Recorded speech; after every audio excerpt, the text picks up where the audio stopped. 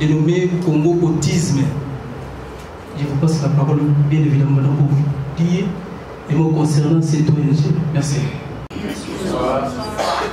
En fait, ce soir, nous allons tenter de vous expliquer en quelques mots pour que vous arriviez un peu à comprendre la maladie qu'on appelle l'autisme. En fait, l'autisme ou le trouble envahissant du développement, d'après les spécialistes, l'autisme est un trouble du développement débutant avant l'âge de 3 ans. Il touche simultanément les intérêts sociaux. On considère que les enfants ou les adolescents diagnostiqués comme ayant un trouble du spectre de l'autisme partagent deux types de caractéristiques essentielles. Donc il y a des déficits persistants de communication sociale et d'interaction sociale dans multiples contextes. Des schémas d'intérêt et d'activités restreintes et répétitifs. En fait, une étude récente mondiale a estimé la prévalence du trouble envahissant du développement. Ces troubles touchent 62 personnes sur 10 000 personnes. Donc, on peut également parler de 2 personnes sur 161. Donc, ça veut dire s'il y a 161 naissances, il y aura 2 personnes qui seront atteintes d'autisme. Donc, c'est déjà énorme parce que dans le monde, il y a plusieurs naissances par jour. Donc, dans les naissances, donc on peut estimer s'il y a 164 enfants, donc il y aura 4 qui seront atteints d'autisme. Donc l'autisme, c'est une maladie qui est beaucoup fréquente chez les garçons que chez les filles. Et donc s'il y a 4 enfants qui naissent, donc il y aura dans le 4 enfants, donc on peut estimer à les 3 garçons peuvent être autistes et une fille, les filles ne sont pas vraiment atteintes de l'autisme, c'est vraiment, ça concerne beaucoup plus les garçons et c'est vraiment des garçons qui sont plus atteints de cette maladie. Donc, et nous, en tant qu'ONG, donc la démarche du Congo Autisme, c'est en fait d'inscrire le personnel au service dans un processus de formation à l'autisme et aux troubles du comportement. Et on instaure aussi des réunions d'équipe centrées sur chaque personne, pas seulement des réunions où les équipes se réunissent pour parler du travail en général, mais il faut parler vraiment de la personne parce que l'autisme, c'est une maladie qui touche chacun de sa manière. Donc tout le monde ne souffre pas de la même manière, il se développe d'une manière ou d'une autre chez certaines personnes. Donc chez certaines personnes, il peut y avoir des conséquences beaucoup plus lourdes par rapport à d'autres. Donc nous, c'est vraiment d'organiser uniquement des processus de rencontres, des réunions. Donc tout ce qu'il ne sait pas faire et ce qu'il sait faire, essayer un peu d'étudier sur la personne, savoir de quoi la personne souffre. Et donc, on crée des espaces de relaxation pour apaiser ou éviter des troubles du comportement.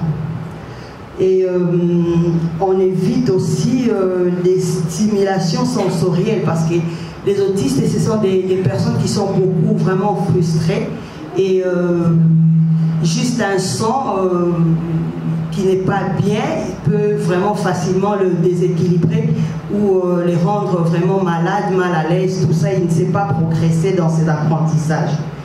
Et on essaye de moduler aussi la voix pour lui parler, parce qu'une personne autiste, dès que vous lui parlez un peu brutalement ou d'une autre manière, donc il faut savoir comment lui parler, savoir mettre le mot pour qu'il comprenne mieux, pour éviter qu'il soit vexé ou qu'il n'arrive plus à rien comprendre. Et puis, on essaye de ne pas beaucoup fixer sur les yeux parce que ça aussi, ça peut les déconcentrer. Et aussi, on choisit des couleurs à peindre dans le local où ils sont habitués à y rester parce que juste une couleur peut faire que la personne autiste bloque. Il ne sait plus comprendre des choses et juste parce que la couleur qu'on a mis dans le local où il est n'est pas une bonne couleur pour lui. Donc tout ça, c'est vraiment les professionnels qui s'en occupent, qui savent un peu expliquer. C'est pourquoi on organise des formations pour ça, afin de former les éducateurs pour qu'ils soient au courant de toute cette problématique, de la façon de faire les choses, la façon de travailler avec les personnes atteintes d'autisme. Et donc, il faut aussi être attentif à la luminosité, la température, aux odeurs, aux bruits, ainsi qu'aux textures alimentaires. Parce que les personnes autistes, ils ont beaucoup de problèmes aussi au niveau de la déglutition. Il y a d'autres qui ne savent pas bien mâcher, il y a d'autres qui avalent directement. Et on essaye de savoir un peu quelle texture utiliser. Est-ce qu'il faut faire des bouillies? Est-ce qu'il faut faire des aliments coupés en dés, en morceaux, tout ça? Donc on essaye de faire attention par rapport à tout ça. De pouvoir travailler en collaboration avec les familles des personnes atteintes d'autisme. Donc on associe la famille aux réflexions liées à l'élaboration et au suivi du projet de vie personnalisé. Donc on permet aux parents de déployer l'histoire de leur enfant selon leur propre rythme. Donc c'est-à-dire les parents, quand ils emmènent l'enfant, on ne va pas leur demander d'expliquer un peu qu'est-ce qui est arrivé, est-ce que vous avez déjà fait ça ou ça. On essaye juste de les orienter afin qu'ils trouvent des spécialistes pour une bonne prise en charge. Et on construit une continuité et une recherche dans la réalisation du projet de vie. Donc on ne s'arrête pas seulement comment dirais-je, aux éducateurs. Donc on essaye de faire en sorte que surtout les autistes qui sont au centre du jour, qui partent en famille le soir, les familles puissent avoir des continuités. On essaie de les expliquer ce qu'il faut faire, ce qu'ils doivent continuer avec eux, ce que nous on a déjà commencé, et eux ils doivent continuer à réaliser le projet pour que la personne ne soit pas coupée de ce qu'il a déjà commencé à apprendre avec nous. Donc on travaille aussi avec une équipe pluridisciplinaire, c'est-à-dire avec des médecins généralistes, des pédopsychiatres, de la logopédie, de psychologues, des infirmiers, des assistantes sociales et un peu de la kinésithérapie. Donc voilà. Et donc voilà, je vais essayer un peu de parler du fond, un peu par rapport à l'ONG, le Congo Autisme. Donc moi, je suis la présidente, c'est Madame Bosangue, Gisèle et Sakwa. Donc l'idée m'est venue suite à une dure épreuve que j'ai traversée personnellement. Heureusement pour moi, je me trouvais dans un pays où il y a une bonne prise en charge, ce qui n'est pas le cas actuellement en République démocratique du Congo. C'est pourquoi j'avais décidé de créer le Congo Autisme et de devenir la voix des autistes. Nos objectifs, c'est de pouvoir organiser des formations ponctuelles sur l'autisme, construire des structures adaptées pour enfants et adultes autistes, construire des écoles spécialisées, pouvoir trouver des partenaires pour que la prise en charge se fasse de manière durable et gratuite. L'idée, c'est d'arriver à accueillir toutes les personnes atteintes d'autisme sans aucune contribution de leur part. Actuellement, nous avions accueilli une quinzaine d'enfants en centre de jour. Vu plusieurs demandes que nous avons reçues, nous nous sommes remis en travaux pour pouvoir mieux les accueillir.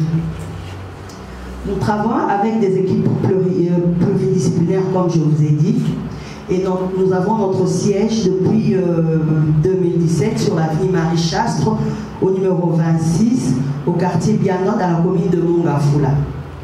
Notre souhait, c'est de pouvoir venir en aide de manière durable à toutes les personnes atteintes d'autisme et non pas seulement à un petit groupe.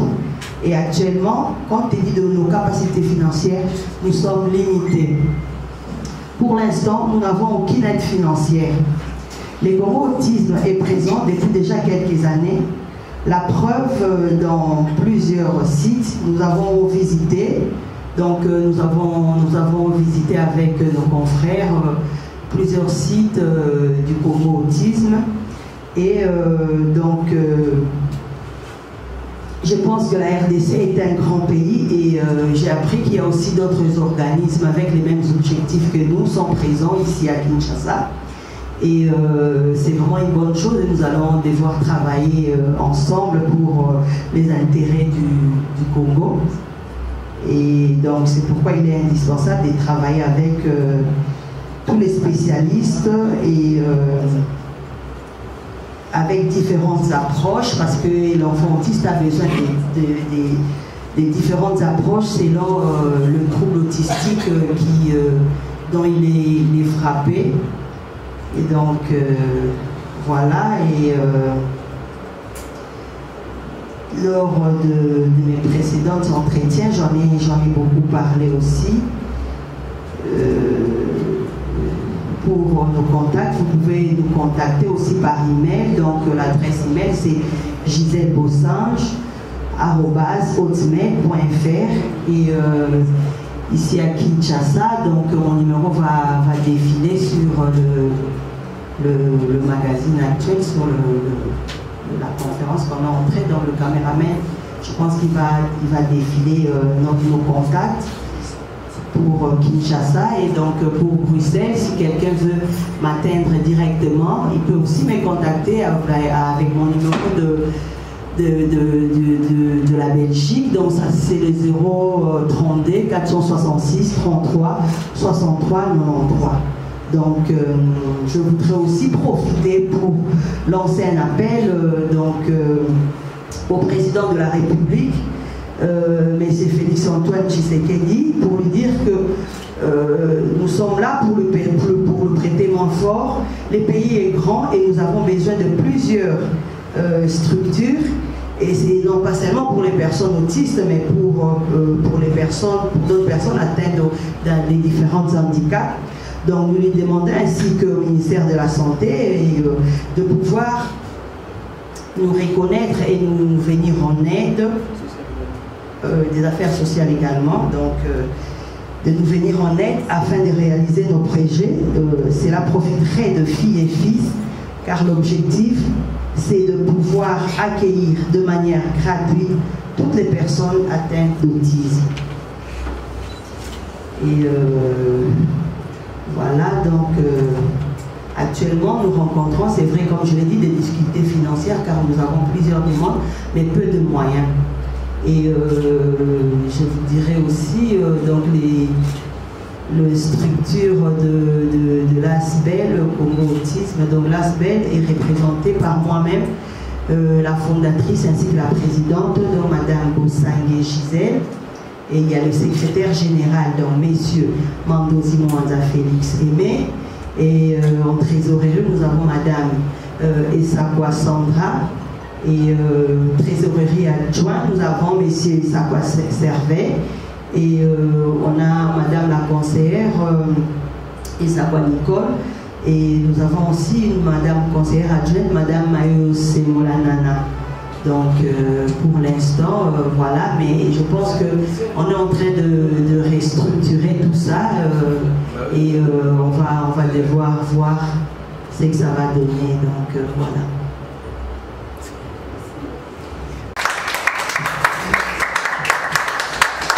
Attention, à présent, nous voudrions bien passer la parole à nos confrères parce qu'il s'agit bien d'une conférence de presse de la pub ainsi que les professionnels du micro, bien évidemment. Nous allons commencer par une série de questions. Je passe à Nadia. Oui, Nadia Okapo de la RTC de développement. C'est une très bonne initiative parce qu'il y a beaucoup de parents qui ont des enfants autistes. Je ne sais pas si nous avons ça. Vous avez aussi invité ces parents-là. Et ils en ont vraiment besoin des ONG qui accompagnent cette question chez les enfants. Bon, ma préoccupation, c'est d'abord une question un peu en l'air. Est-ce que c'est un clic de famille ou ce sont des spécialistes? Parce que j'ai entendu plus les Sangé, les Nini, ou bien il y a des spécialistes dedans, mais qui sont unis. Le reste, c'est après. Ma deuxième question, c'est que est-ce que vous êtes en contact avec les spécialistes des questions psychosomatiques? Parce qu'il s'agit de l'autisme, hein, ça leur concerne. Vous étiez à l'eau campus pour voir les psychologues spécialistes, il y a aussi leur association, pour vous permettre de bien exercer votre vision et de mieux le faire, et peut-être ils vont vous donner des conseils. C'est juste ces deux préoccupations. Je m'arrête là. Merci pour la question. En fait, cela ne concerne pas, c'est pas une question de famille, c'est parce que les personnes, à l'époque où ce sont les personnes avec qui nous avons commencé à parler, quand j'ai décidé de créer l'ONG. Donc, étant donné que c'était eux qui étaient proches et c'est eux avec qui on travaille, on essaie un peu de se battre de gauche à droite, on se partage les tâches, tout ça. Et je sais que c'est des personnes compétentes. Donc, on a commencé avec eux. On va voir avec les temps s'ils seront disponibles parce que à l'époque, pour commencer ça, sans argent, on a vraiment besoin des personnes motivées. Et les personnes motivées que je pouvais trouver à mes côtés, c'était seulement ceux-là. Et donc c'est pourquoi j'avais commencé à travailler avec eux. Et donc comme je dis, c'est vraiment en cours, on est en train de voir. Maintenant que je suis là, je vais essayer de voir avec qui on a essayé un peu de mettre les choses en place, savoir un peu les personnes motivées et essayer de recadrer tout ça. Donc je dirais non, ça ne concerne pas, c'est pas une affaire de famille, loin de là. Mais moi je suis là, c'est vraiment l'idée, mais c'est quelque chose que j'aurais souhaité, même le jour où je ne suis pas là, que ça puisse continuer. C'est pas vraiment, je n'ai pas vraiment l'intention de m'ingérer ou d'ingérer toute une famille dedans. C'est vraiment quelque chose qui doit rester même pendant mon absence et voilà, il n'y a pas question d'héritage, il n'y a rien du tout. Donc c'est ça. Et pour la deuxième question, oui, donc moi-même je travaille avec les autistes en Belgique et c'est des personnes que je côtoie chaque jour. Et donc depuis que je suis venue ici, effectivement je suis rentrée en contact, mais je ne sais pas si c'est lieu pour le nom que vous venez de dire, mais je sais que j'en ai rencontré, je suis oui, des psychologues, oui. C'est leur domaine. Oui, des psychologues, oui, c'est vrai que même partout c'est comme ça, c'est des psychologues, des pédopsychiatres pour des enfants et de la logopédie pour des enfants. Donc c'est vrai que c'est avec eux que je travaille tout le temps. Même pour pouvoir réaliser ces travaux, je ne peux le faire. Toute seule, je ne saurais pas le faire. C'est vraiment avec eux qu'on a fait le travail pour savoir un peu de quoi ont besoin les personnes atteintes d'autisme. Donc voilà. Si je comprends bien, vous êtes installé en Belgique, mais ici à Kinshasa, en RDC plus précisément, je voudrais savoir si vous avez déjà entamé des démarches pour obtenir une personnalité juridique. Ça c'est de 1, de 2. Dans vos propos, vous avez dit que vous interpellez le chef de l'État pour qu'il puisse vous venir en aide. Oui, mais vous savez, le chef d'État est une institution. Si vous voulez le contacter, donc lui, le chef d'État, il faut écrire. Est-ce que vous avez déjà songé à écrire? Et en plus de cela, je dois vous informer que la première dame, l'épouse du chef d'État, soutient également une association qui s'occupe des autistes. Ne voyez-vous pas qu'il serait mieux d'entrer en contact avec la première dame pour qu'enfin vous puissiez travailler en synergie puisque vous défendez la même cause, celle des autistes? Voilà. En fait, donc, tout à l'heure, quand je parlais du président de la République, j'ai parlé également du ministère de la Santé. Bon, c'est vrai que je ne sais pas vraiment très bien comment ça se passe actuellement en République démocratique du Congo. Et donc, je disais, pour la demande, tout ça, donc c'est en cours, on est en train d'essayer de faire ça pour faire des demandes par-ci par-là auprès des autorités, auprès du ministère de la Santé ou auprès du ministère des Affaires sociales. Et en fait, par rapport à l'autre ONG que vous avez dit, donc ce que je disais, vous savez, la République démocratique du Congo est un grand pays. Je ne pense pas qu'un seul ONG faire cette affaire ici. Parce que même nous en Belgique, la Belgique c'est un tout petit pays et ces genres d'institutions, il y en a beaucoup, beaucoup. Donc on essaye tous de rassembler des idées et pour pouvoir travailler, pour être fort, il faut vraiment être plusieurs pour pouvoir aider toutes ces personnes. Parce que le Congo avec, je pense même 10, 15, 20, ça n'ira pas. Donc moi j'aurais voulu que d'autres personnes aussi essayent de s'élancer dans cette initiative parce qu'on a vraiment du travail actuellement. Donc c'est pas un groupe, s'il y a une seule ONG avec ses objectifs. Oui, donc c'est vraiment, je suis contente que ça existe déjà, mais je pense qu'on a tous besoin d'être là pour faire la force. Sinon, une seule ONG comme ça, c'est vraiment impossible de pouvoir prendre en charge toute la République démocratique du Congo. Donc voilà. Mais la personnalité juridique, vous avez déjà... Et donc la personne juridique, je l'ai déjà. Donc moi j'ai commencé à faire toutes les démarches avant et je suis déjà venue et pour commencer, je n'avais rien fait. Donc, bon, pas rien fait, mais j'avais déjà fait des choses, mais pour venir parler devant le caméra, c'est parce que j'ai déjà tout ce qu'il faut pour évoluer ici. Donc j'ai déjà tous les documents avec moi. Donc voilà. Africa TV. Je voulais savoir, savez-vous que nous sommes des Bantous et souvent l'autisme est lié au spiritisme. Avez-vous pensé à contacter quelques pasteurs pour essayer de convaincre aussi les parents? Parce que c'est difficile pour qu'on puisse accepter que ce soit une maladie scientifique, comme ça qu'on peut le traiter et que ça puisse aider les parents. C'est pas ça. Donc je dirais oui, justement c'est pourquoi je pense que pour l'instant on a quand même beaucoup de problèmes à propos de la compréhension, de savoir un peu qu'est-ce que c'est l'autisme. Parce que l'autisme c'est une maladie qui peut facilement faire penser aux gens, qui peut emmener les gens à penser à la sorcellerie. Parce que c'est une maladie qui est quand même, je dirais un peu, pour nous les Bantous, c'est quand même drôle. Parce que l'autisme, c'est un enfant autiste, au début, quand il est né, il n'a pas de problème. Donc, au début, de 1 à 2 ans et demi, il n'y a rien, on ne voit rien. L'enfant commence à parler, l'enfant fait tout ce qu'il faut, tout ce qu'il peut faire par rapport à son âge. Et c'est seulement à partir de 2 ans et demi, donc l'enfant peut commencer à parler, faire tout comme tous les enfants. C'est vraiment à partir de 2 ans et demi qu'on voit qu'il n'y a plus rien. On n'entend plus l'enfant, parce que si ça touche le langage, on n'entend plus l'enfant et l'enfant arrête de progresser psychologiquement. En fait, il bloque.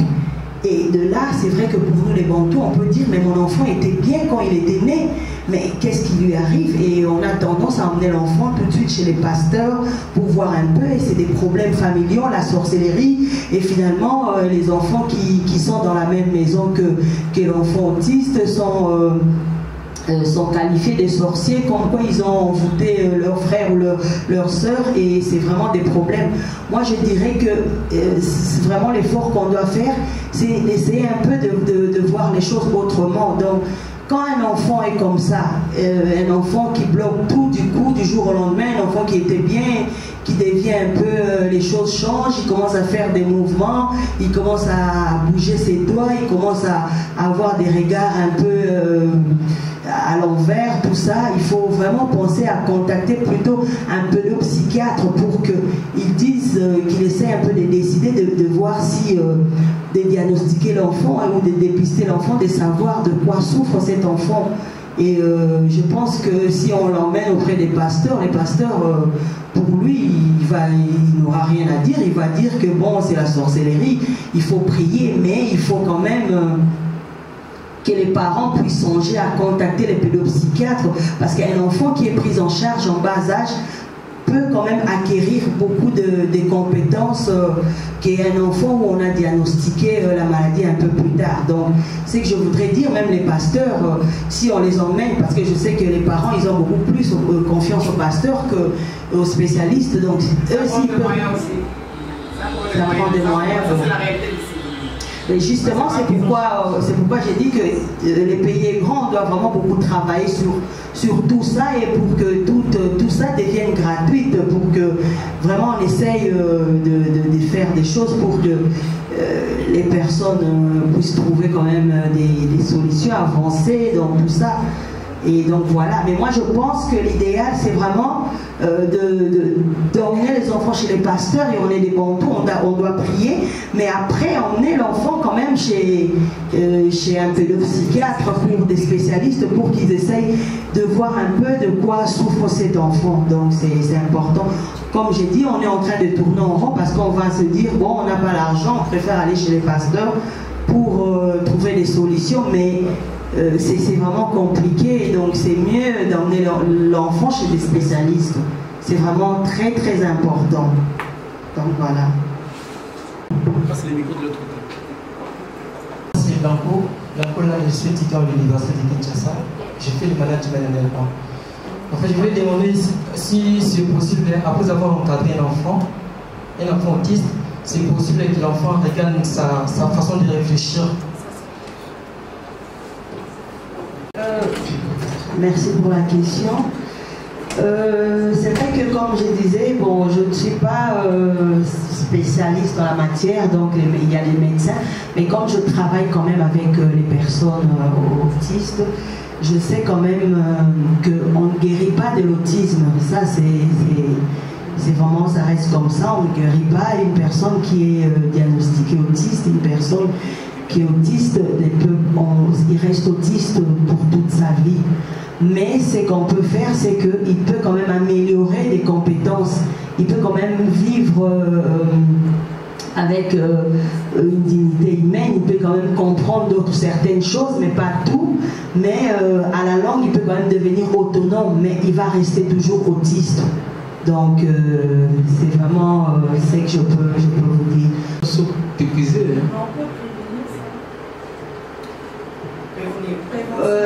La prévention de l'autisme à ces jours, d'après les récentes recherches, même les spécialistes n'arrivent même pas à savoir d'où est-ce qu'elle provient.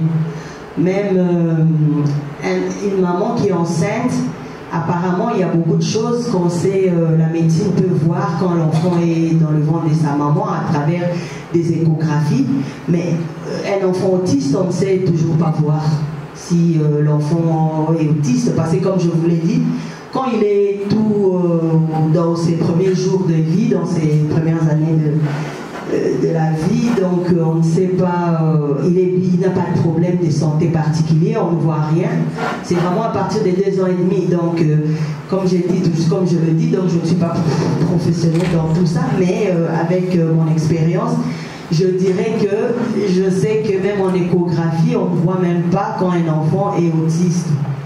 Et donc voilà, c'est pourquoi je pense que c'est à cause de ça qu'on ne sait pas prévenir. Et pour l'instant, les recherches sont toujours en cours. Les recherches sont en cours, on essaye de savoir d'où provient cette maladie. Au début, on essayait un peu de culpabiliser les parents et tout, mais c'est pas les parents, c'est vraiment la faute des personnes. Une personne née autiste comme ça, parce qu'actuellement, on ne sait pas d'où est-ce qu'elle provient et on ne sait pas comment faire pour l'éviter. Je dirais, bon, on en parle quand même parce qu'on dit que si un enfant est autiste, ça veut dire qu'il y avait déjà dans la famille peut-être des arrières et arrières, mais on n'a jamais su. On parle de ça aussi, on dit que oui, ça peut être héréditaire aussi, mais nous on sait qu'on a des cas aussi que on pose des questions aux familles, ils nous disent que non, dans leur famille, ils n'ont jamais connu ça. Peut-être qu'il y a eu des arrières, donc voilà. Et voilà. On est à la recherche, en guise de prévention, je ne sais pas. Souvent les médecins conseillent aux femmes enceintes de ne pas prendre de l'alcool, de ne pas fumer. Et puis on conseille également aux maris dont les femmes sont enceintes de ne pas perturber souvent leur environnement par des querelles, des excès de colère et tout ça.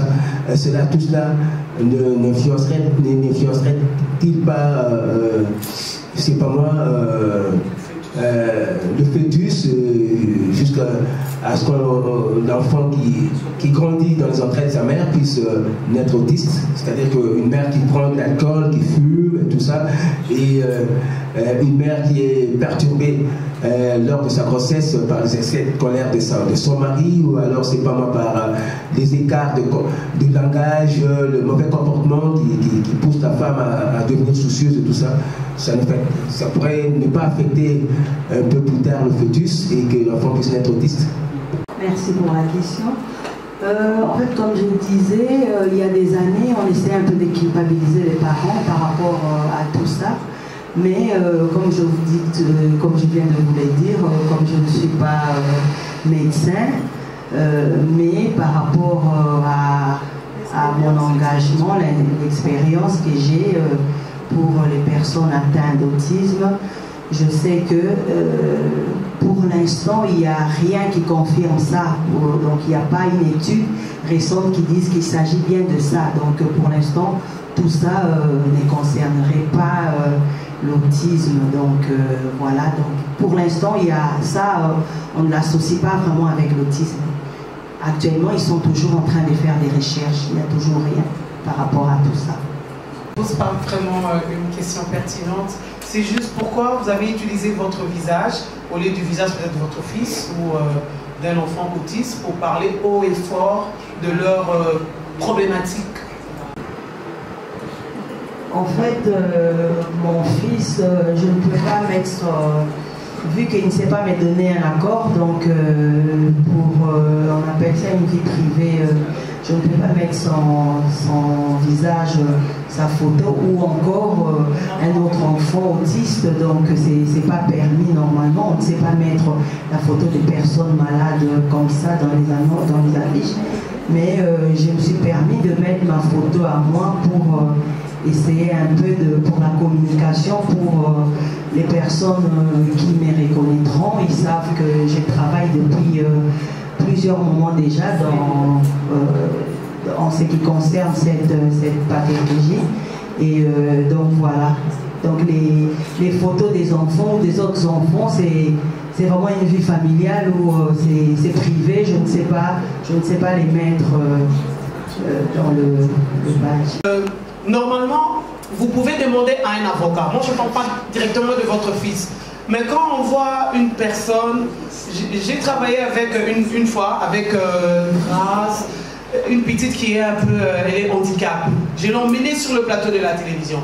J'ai fait des émissions avec les sourds, tous ces enfants-là. C'était émouvant. D'ailleurs, le titre de l'émission, c'était Rêve d'enfant à la RTNC. C'était émouvant. Parce que quand les gens voient ça, ça leur enlève les barrières. L'avocat peut signer le contrat et quand il va grandir, vous pouvez aller au tribunal, vous allez lui expliquer tout ton argent, ça y est là. Moi, je ne fais qu'utiliser pour ne faire que lutter parce qu'il fallait que je lutte pour que toi tu sois bien. Ça parle mieux que votre visage. Ça, c'est par rapport à la communication. C'est juste l'avocat de régler ce problème. J'ai fait une émission avec les enfants comme ça. C'était émouvant, il y a plus de 7 ans. Je suis allé voir le nom de la petite... son nom c'est encore qui. Au niveau de... Elle a une fondation. Elle est bizarre sur sa chaise là. Mais c'était émouvant. Et cette enfant-là est très épanouie. Elle fait, je crois, un peu le monde. Elle fait le Europe et le Congo. La Naomi, voilà. Elle s'appelle Naomi. Et j'ai aimé cette famille. Ça casse les barrières. Souvent on les cachait dans des maisons parce qu'ils ont Kindoki. Les parents les cachaient. Mais aujourd'hui on vit avec ces enfants-là sans problème. Des fois on va en fait avec les enfants de nos collègues qui sont autistes. Pourquoi? Parce qu'on voyait ça à la télé, on vit avec eux, il y a des campagnes de sensibilisation. Parce que votre souci, c'est faire une campagne de sensibilisation. Qu'on laisse ces enfants-là être libres. Ils ont le droit. C'est un peu ça. C'est ça, au fait, ma perception de votre logo. Il y a moyen d'évoluer, de changer ça. Si vous voulez bien, aller plus loin. C'est juste ça ma contribution. Question. Vous savez, là c'est ma première sortie médiatique, donc comme je suis en train vraiment de vous parler de ce qu'on fait, de la structure de l'ONG, et j'ai bien voulu que je mette d'abord mon visage. Mais le problème, c'est pas seulement pour les enfants autistes que je dois mettre, pas même pour, s'il s'agissait même des enfants qui ne sont pas autistes, je n'allais pas non plus mettre, parce que je trouve que mettre la figure d'un enfant sur des endroits qui vont circuler, c'est pas vraiment vu. Bon, par rapport à moi, c'est vraiment ce que moi je pense. Vous savez, j'ai un peu eu la mentalité bon, je dirais que je suis bantou, mais le fait de rester longtemps un peu en dehors de notre pays, c'est vraiment difficile pour nous de pouvoir mettre le visage d'un enfant, que ce soit autiste ou un enfant qui n'est pas autiste, pouvoir mettre son visage comme ça, et parce qu'après, c'est vraiment des problèmes, ça peut nous poursuivre durant tous les restes de notre carrière, c'est vraiment compliqué, mais à travers des documentaires, on va essayer d'illustrer, de mettre tout ça. Donc c'est vraiment par rapport à ça que j'ai voulu éviter de trop les exposer dans dans des images comme ça, dans des endroits, sur des affiches, tout ça. Et donc voilà. Une conférence de presse, elle ne concerne que les journalistes, à moins que vous ne soyez journaliste. Excusez-nous vraiment, dommage. À moins qu'il y ait juste une question d'un confrère ou d'une consoeur. Je vous en prie. Ça ne passe pas comme ça. Pour clore, donc je vous remercie de votre présence. Merci d'avoir assisté à cette conférence de presse. Et donc, je voudrais juste clore en vous disant que nous, le Congo autiste, comme je le disais tout à l'heure, nous sommes la voix des personnes autistes, parce qu'actuellement, il y en a qui vivent dans la précarité, en plus de leur maladie. Imaginez un peu, les personnes qui sont malades, en plus de tout ça, ils vivent dans une précarité, et il n'y a pas de prise en charge, et c'est vraiment difficile pour eux. Et donc, le Congo Autisme veut que la personne autiste puisse acquérir des compétences qui l'emmèneraient à vivre, ne fût-ce que dans la dignité humaine. Et donc, voilà.